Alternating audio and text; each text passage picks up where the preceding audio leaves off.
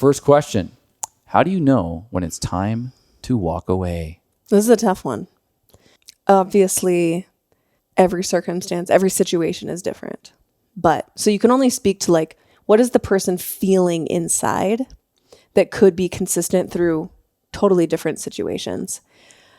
I would say one feeling that could contribute to you being like, all right, it's time, is if you've had problems or dysfunction and you both have genuinely tried to work on them together, whether that's seeing a counselor like Figs O'Sullivan or reading a, relationship book together or going to a workshop together, and you've both genuinely put in time and effort to make things better, but you're seeing that it actually comes down to a fundamental difference of values.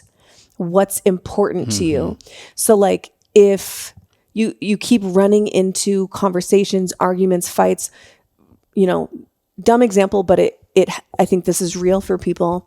If one person is say really interested in like holistic health, being super healthy, eating well and working out and doing things to like keep your body really healthy, and the other person is like could give two shits about it, you're going to constantly probably bump into arguments or things, especially if you have kids in the situation. If you do not have those fundamental similar values around something as important as health, that is something that is, for me, a non-negotiable. And so I think if it comes down to fundamental values that neither one of you are willing to change, you're going to keep bumping into the same problems. So that could be a sign that, it's time to like say, thank you. I wish you the best. Yeah. Do you think there's a time limit on it? Do you think that you should put like because if you just wake up and have those feelings for the first time. Yeah. That's what I mean is you've each put like genuine effort into like making the situation better, trying, having conversations about it, having check-ins. But if each person, if one or both people is not willing to change, or, if they're just like, it comes down to these different values, first principles, first values. If you just don't give a shit about your health, it's really hard to just have your partner make that change, for you. So, I mean, I can't say, work on it for at least 2 months because everyone's different. But, put some real effort towards it. Yeah.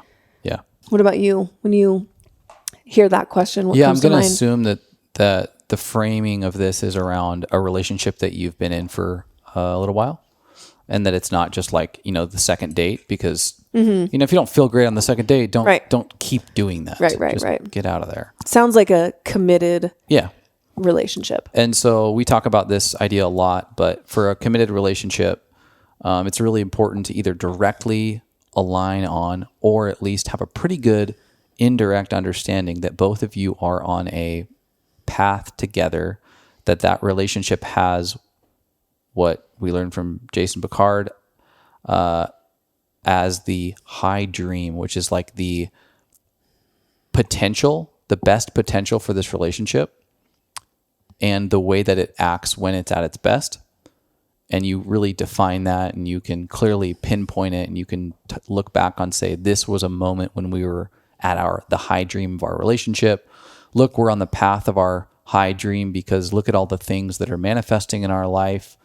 And then there's a low dream, and that low dream is kind of like the, evil twin of the high dream, and it's the worst of yourself. And it's a healthy exercise to obviously directly communicate these and define them for the relationship, because you can pinpoint where you're at on that scale. But even indirectly, I think most relationships can identify that there's been at least some shared alignment on the better times and the worst times.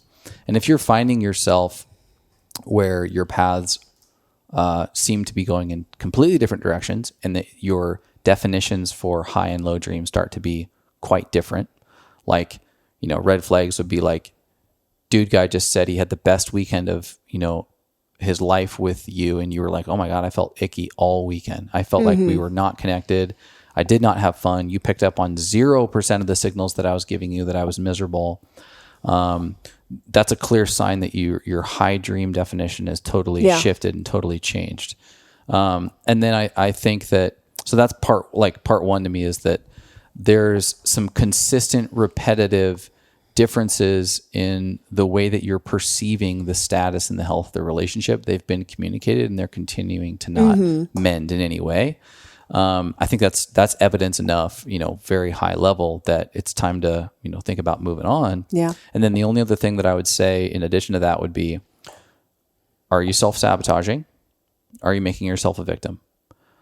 Because it's really easy for people to get a little bit into the deeper end of a relationship and get scared because maybe they've been hurt in the past, or maybe they've never seen what a healthy relationship looks like. And so unconsciously they're self-sabotaging and looking for all the possible evidence that could keep the relationship from taking that next step. And then victim would be the same way. So you're scorekeeping in the relationship. You think that you're doing significantly more than your partner is doing. You feel like, you have all of these positive attributes that you're bringing and they have all these negatives. But if you had a completely unbiased perspective, it would more along the lines of be relatively equivalent. It's just that you're setting yourself up to be the victim. And so those are like, I forget what that archetype is called. It's your survival archetypes. And just being really aware of whether you are victimizing yourself in the dynamic, whether you are self-sabotaging yourself in the dynamic, because those can actually have nothing to do with your partner and just be exclusively your shit. And so evaluate the relationship, but then also factor in how you may be, biased in your own evaluation. And then I think you've got, a pretty good case for deciding whether or not to move on. Yeah. Definitely agree with all of that. I think another way to look at it is, or another thing I would add is, if say you have 10 interactions together with this person, just you're making dinner together or whatever, just interactions that you are around this person, and 8 out of 10 of them are negative, where they're ending up in a fight. One of you says something hurtful. You come away feeling like, oh God, you just feel so negative 8 out of 10 times, or maybe even like 7 out of 10 times, like an overwhelming majority of your interactions together are negative. That's a good sign that either you guys need to hit up some hardcore help, counsel.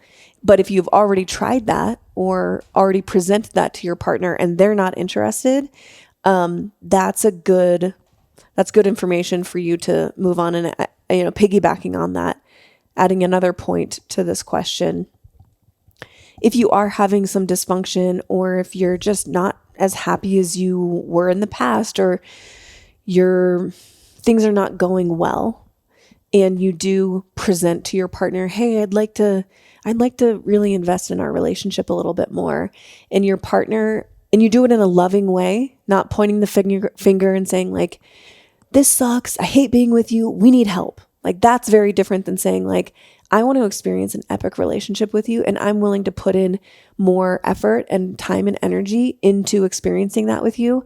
I would love to blank, whether that's see a counselor, read a book together, listen to the medicine podcast, or whatever the thing is.